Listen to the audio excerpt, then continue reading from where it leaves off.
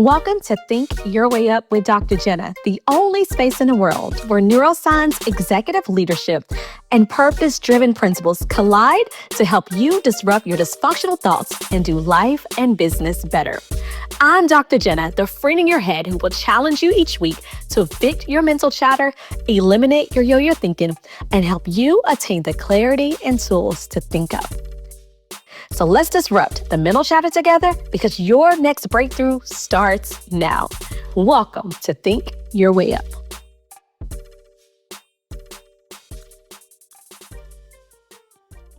Hey friend, welcome back to another episode of Think Your Way Up with Dr. Jinneh, and I am your host, helping you to create the life and business that you desire in your mind first.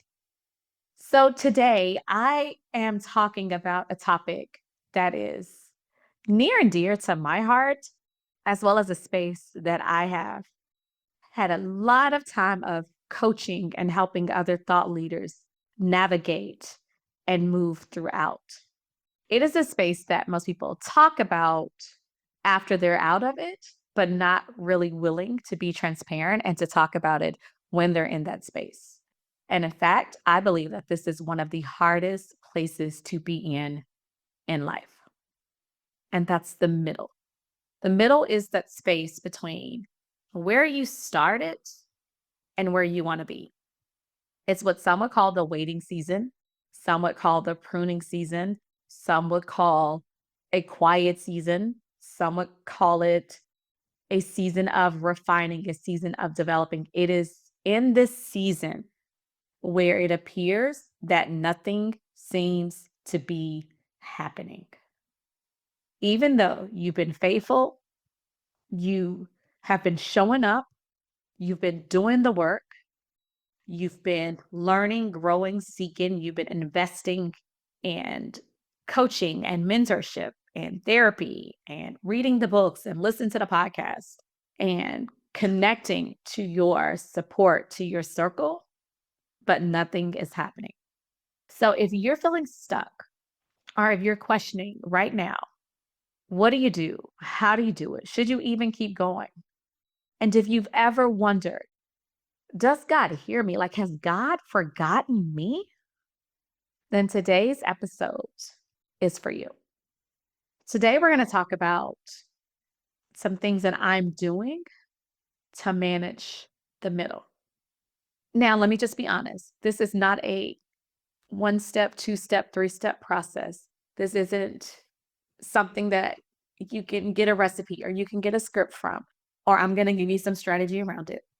It's not, because being in a place of surrender, being in a place where you're in the middle, it is individual for each of us. It is unique for each of us. It's not something that anyone can tell you what to do to get out of it. It's not a blueprint for how to overcome it. All I can do as the friend in your head is share with you of how I'm managing my season right now, where I'm in the middle, where it seems like that nothing seems to be happening. And I think that's important for me to really quantify when it says it seems like nothing is happening. Because just because something may seem like it's not happening doesn't mean that doors and opportunities and favor and miracles and blessings are not being negotiated on our behalf in another room. Just because it seems like nothing has happened doesn't mean that that's right or factual or correct. Remember, when you're in the middle, and even when you're in any season, you really have to train yourself to walk by faith and not by sight. So today, I'm just going to have a very transparent, open, and honest therapy session with myself as I talk through what I'm doing, what I need to do. And then if there's any part of this that resonates with you, then tap in. So when I was thinking about, okay, what is this season teaching me? Like, what am I learning? Where I feel like, okay, I've been doing the work. I've been doing my best. I've been working hard. I've been putting things in place. I know the gaps. I know places I need to close and I need to develop and get stronger in. but what is God doing in this season for me? And we're not talking about deals or contracts. That's secondary because God wants our heart. He wants our head. He wants our hands. He desires it. He wants that. That's primary. So, what I know in this season, some things that I believe that God is developing in me is learning truly how to trust the process, even when it makes no sense, how to trust it no matter what, how to surrender and lean on God and not my own understanding, like total surrender. In fact, this year, my word is surrender. God told me this in 2024 that as I move into this next season, that I would have to surrender. And of course, that sounds cute. That sounds fancy. That sounds like churchy. Like I surrender all until you really have to surrender all. I'm also know that my resistance is holding me back. So holding on to things, resisting things, almost feel like this tug of war with God. Those things are holding me back. And I'm learning how to stay focused and how to breathe through my anxiety in this season. So that's the space that I'm navigating right now. So let's get into it. So let's be real. Trust in the process is hard. There's nothing easy around it. There's nothing we can avoid, pretend. It is hard because trusting means that you don't have all the answers, that you are relinquishing control, that you're surrendering your thoughts, you're surrendering your ways, you're surrendering your ideas, you're even surrendering what the results and the outcome that you desire. And you are trusting God, you're trusting the process, you're trusting your beliefs, your habits, your faith, you're trusting things even in spite of. When I think about trusting for me, I think it means that I must keep moving even when I don't see or feel like anything's working. Trusting for me means that I must believe that God is working even when it looks like nothing is changing on the outside. Trusting God means that all things are truly working together in this moment for me. And what I've had to learn to remember in this space is that God is never inactive. So just because you don't see movement, just because you don't see motion, doesn't mean that He's not working behind the scenes. In fact, that's when He's working at His best, is when you may not see it, you may not feel it. And it takes us back right to scripture in Proverbs, where it says, Proverbs chapter 3, verses 5 and 6, where you trust in the Lord with all your heart and lean not on your own understanding, with all of your heart and lean not on your own understanding. So, what I may understand or see in the natural realm is completely different from what God may see and may be doing in the spiritual realm. So, I can't lean on my own understanding because God knows greater. God knows best. God has the whole world in His hand. So I can't lean on my own understanding, but what I can do is I can submit to Him and He will make my path straight. So when I submit to Him, when I go to Him, when I surrender to Him, when I say, God, I trust you with everything. I trust you with my whole heart. I trust you with my marriage. I trust you with my children. I trust you with my mind. I trust you with my body. I trust you with my health, with my business, with my bank account. I trust you with my colleagues. I trust you with my opportunities. I trust you with my dreams, my goals. When I can literally go to Him and say, God, I give it all to you. I give it all to you. I surrender. Like, God, you know what's best. You created me in your image. You created me for your purpose. God, I give it all to you. And when I sit in that place of trusting and that intersection of surrender, it's when He will make our path straight. Our job isn't to figure things out. Our job is to trust. Our job is to be faithful in the now. Our job is to take the next step, do the next thing that God has called us to do. And our job is to surrender. And if we think about the people in our world that we may admire, so maybe some high performers, maybe some business owners, maybe some of our favorite athletes are some global thought leaders, they aren't always the most talented or the smartest people, but they're the ones that have learned how to trust in the process, trust God at a higher level, and they refuse to quit when they're in the middle. So, where in your life are you trying to control the process instead of trusting God? And that was me. As an entrepreneur, I want to have steady money all the time coming in. Like, I want bank. I want clients, I want opportunities, I want speaking, I want media, like, I want all the things. Like, I wanna be at the level 10 version of me, but I'm probably only at the level 2 version. So do I quit? Do I try to hustle and grind it to force things and make things happen, or do I keep trusting God? So that was the first space that I'm sitting in. I'm not even saying that I've set in because I'm still in the space that I'm sitting in. The second place is I've had to stop fighting and stop resisting and surrender. And let me tell you, this is where I struggle, and most of the people that I have coached and walked in this season of life with. Because most of us, we want to surrender in the like we want to surrender. We want to trust God and give God everything, but we also want to control. We also want to know when it's going to happen. We also want to know how. We also want to know what tomorrow holds. We also want the answers. We want the certainty. And God doesn't work like that. Like, we want God to show us the whole plan before we move. But if we knew the whole process, would we even need faith? I was thinking about that the other day because I'm in a season where I'm like really getting curious about the things in the Bible, like asking the questions like, why? Why does this happen? So I go back to like a childlike imagination and ask questions and really go to God and to help me understand. So God and my husband have really been speaking to me in the season about some of the questions I have.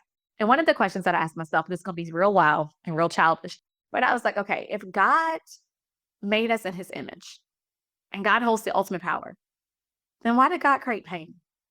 Why did God allow us to even have evil spirits and minds? Like, if he could just create us in any way, like, why didn't he just create a perfect people, a perfect nation, perfect world? Like, this is me asking. Like, I know Jesus is perfect, but I'm like, okay, why couldn't we all just be perfect like Jesus? Like, why couldn't he just create and we just have like this utopia life and like everybody's happy, everybody's smiling, like we're eating cherries off the tree, we're all swimming in the rivers and lakes, everybody's getting along, everybody's playing, everybody's happy.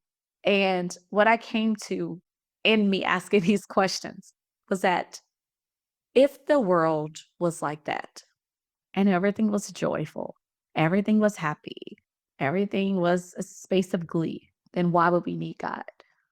What would make us pray? What would make us be drawn to him? What would make us seek him? What would make us want to be better? What would make it like if we're already there? And I don't know if this is the answer. I don't know if this makes sense. But what I came to is that if I knew the whole process and if I knew what tomorrow held, then I wouldn't need faith. And faith is a space where I'm drawing nearer to God. Faith is a space to where I am learning to walk by my faith and not by what I see. Faith is the place where I'm learning to trust God. Faith is where I'm learning to believe in things that I don't even know it's possible, but I have the faith to know that God can do all things. Like, if he showed me the whole process, would I even need faith? And I've been sitting on that. I've been sitting on the space of like, just surrender and stop fighting. Like, you're resisting, you're in this tug of war, but do you know how harder you're working and pulling and pushing because you're tugging with God? Like, just surrender. Just release it. Because at the end of the day, God's ways are higher. God's timing is better. His plan is greater than anything that we could ever imagine. So why am I fighting? Why am I resisting? And ask yourself, why are you fighting? Why are you resisting? Because the more that we fight against God, we fight against the process. We fight against entrepreneurship. We fight against our marriage. We fight against our kids. We fight against ourselves, our self-sabotaging thoughts. The harder the process feels. But the moment you surrender is when the peace comes. That's when clarity comes. And I believe that I'm getting to that place if I'm honest. I've been an entrepreneur at the time of this recording for 9 years. And let me tell you, I still not have accepted that I'm a full-time entrepreneur. I have not. My entire dream was to be a corporate executive, to go to work or run a company, have my team, have my nice penthouse suite office. Like, when you walk in, it's a beautiful building. I'm walking in, the assistant's waiting, the stuff that you see on a movie. Like, I'm coming in and like my suit, my heels on, I got my tea in my hands. I got my nice luxury bag. I got my shades on. My assistant is waiting for me when I pull in. The valet is taking my car around for me. My assistant's briefing me on all the meetings. that I had to like, I had this life in my mind that doesn't look like my reality. And I've really struggled, y'all. I've really struggled with this space of being an entrepreneur where I've missed the corporate perks. I've missed the stability of the corporate paycheck. I have missed the opportunities that sometimes came with travel and things in corporate. And I've asked and even considered, like, what would it look like if I did go back? And there was a season where I applied to like 100 jobs, got several interviews, and nobody would hire me. Like God just closed that door. Like God shut the door. God didn't even open the door. How about that? The doors wouldn't even open because the interviews were only like they were just interviewing me because a friend had referred me and they were just doing, but they didn't want me to work there. And the reason is always like, they can't afford me. My my skills and experience are, like I'm overqualified, like that whole stuff. And it was hard. But when those doors were shut, I realized that God was shutting them because there was something greater. So just know that the more you fight against God, the harder the process feels. But the moment we surrender is when peace and clarity comes. So what surrendering looks like for me in this season is instead of saying like, God, why am I going through this? When does this end? Is asking, okay, God, what are you teaching me in this season? What am I learning? Instead of me trying to force things, I'm like, okay, God, if you want this to happen, you're going to open the door. And I'm not going to force it. I'm not going to manipulate it. I'm not going to push it. I'm not going to pursue it because I'm a go getter. And I have to balance between my ambition and my surrender because I'm wired to be very ambitious. I'm wired to be very driven. I'm going to go after it. I'm going to make things happen. I'm going to make things work. That's just how I'm wired. But I also know that God is doing a mighty work within me. So I'm having to really challenge that ambition and that surrender. And then another space, instead of me like stressing out over things that are not working, I'm like, okay, what is the faithful action I can take in this moment? Like, what can I do in this moment? And what all of this is really teaching me to stop resisting. So, resistance, if we just level set the definition, is what happens when you are trying to control what's outside of your control. Like you're resisting a force, a stronghold, a space, but you have no control. And I mean, if you think about when you're in water. So, as a little girl, I took swimming lessons. That was one of the things my mom ensured that my sister and I could do that we could swim. And I remember when I first started swimming lessons, the instructor would tell us, like, when you're swimming, don't panic because when you panic is when you sink. But when you relax and you breathe, your body begins to float and the water carries you. And I think that life is the same way. Is that when we're swimming and we panic, when we're moving and working and walking and we see, okay, I didn't get the deal. The bank account's dwindling. The credit score is going down. The debt is going up. There's more tension in the marriage and my kids, my friends, my family. Like when we are panicking because we're thinking like everything is falling apart, that's when we start to sink. We start to drown. But if we just say, okay, God, you got this. Nothing has caught you by surprise. I trust you. When we relax and we just breathe, then it's like he carries us. He carries us through the season. He carries us to the next. And if even if you go back to the word in Exodus 14:14, it says, the Lord will fight for you. You need only to be still. How incredible is that? To know that we don't even have to fight no more. We don't even have to try to force it no more. All we have to do is be still, and the Lord will fight for us. So when that door doesn't open, what if that closed door is actually leading you to something better? What if the thing that God is developing in you is for you to stop wrestling with Him and start trusting Him, and then He'll move you into the next place?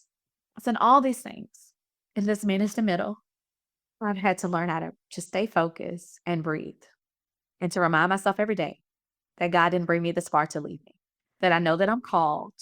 I don't have to allow my distractions to pull me from purpose. I don't have to allow what the enemy is telling me or trying to sway me with to mute my voice, to dictate my destiny. I don't have to compare myself to somebody else. All I have to do is just trust because I know that the Lord will fight for me. The Lord is with me. As long as I keep my eyes fixed on Him, the perfecter of faith, I can do this. So I just want to encourage you in this season. And the moments when it feels too hard, just breathe. Keep showing up in excellence and stay focused on your race. You don't have to doubt. You don't have to wonder. You don't have to compare. The Lord is with you and He will help you. So I hope me sharing about the space that I'm in, my messy middle, is encouraging to you. I hope that it is reminding you of who you are and where you're going. So I believe in you and I am praying for you. So I have a question today. And this person didn't put their name, but it's okay. We got you anyway. So here's the question for today. Hey, Dr. J, I've been working really hard and I feel stuck because I'm not really growing my audience fast enough. Like I have a lead magnet, I'm showing up, I'm going live, but my social media number is not really growing. Thank you so much for your question. And let's just cut to the chase. Are you doing this for the people? Are you doing this for the purpose? Which one? Which one are you doing it for? One of the things that I always tell myself is that it's obedience over audience. Like, is this something that God has called you to do? If so, then you gotta do it. It's not about the audience. Maybe it's about your discipline right now. Maybe it's about your trusting right now. Maybe it's about you having faith right now. Maybe it's about, are you going to believe in the impossible even when you're doing all the things and it seems like nothing's working? Because what I can tell you is that God can turn that around in 1 second, in a blink of an eye. One post, one video, one audio, one speaking engagement, one book can change your entire life. So instead of focusing on the numbers, I want you to start asking yourself, what is God showing and doing with you on the inside? That's number one. The second thing I want you to remember, it's not about the numbers, it's about the depth. Small, engaged audiences convert better than large, passive spectator ones over time. Like I'd rather have I'd rather have a small, engaged audience, people that are connected with me, people that are speaking my name in places that I haven't even put myself in, people that are referring their friends and family to me, people that are saying, hey, I want to bring you into my company. I'd rather have small, engaged than people that are just watching my page because they're spectators. So don't despise your humble beginnings. Don't despise the people that God is sending you. Because if you think about even Jesus was after the one. It wasn't about all the people, the 99. He was after the one person. So what if this is your opportunity to minister and to impact and to transform the life of one person? And then what if that one person went out and touched 2 other people? And then those 2 people went out and touched 4 other people. And then those 4 went out and touched 8 people. It's the impact that you made. So it's impact and then the income. Like when we focus on the impact, the income will come. I know it sounds cliche, but it really will. So remember, obedience over audience. And ask yourself, am I doing this for the people, the like, the fame, the accolades, the ego? Or am I truly doing this for the purpose? So I hope that was helpful. Let me know. Shoot me an email, shoot me a DM, because we want to help you win. All right, fam. It's been good. I will see you next week. Thank you for tuning in to Think Your Way Up with Dr. Jinneh. I hope today's episode challenged your thinking, shifted your perspective, and gave you the tools to disrupt your mental chatter and step boldly into your greatness. Remember, friend, you're just one thought away from the clarity, confidence, and transformation you deserve. If you love today's episode, be sure to subscribe, leave a review, and share it with someone who needs this message. Let's spread the power of thinking up together. Until next time, keep challenging your limits, evicting your doubts, and creating the life and business you were meant to live. You've got this. I believe in you. See you next week on Think Your Way Up with Dr. Jinneh.